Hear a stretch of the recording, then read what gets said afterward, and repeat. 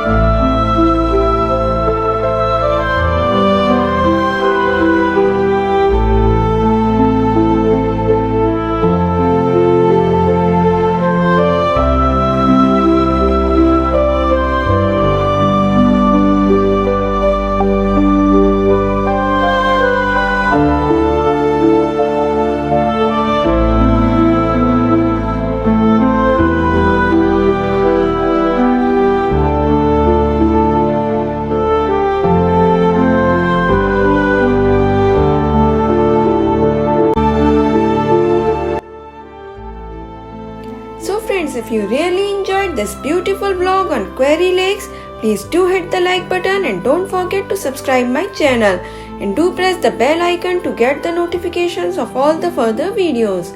See you soon. Till then, take care and thanks for watching.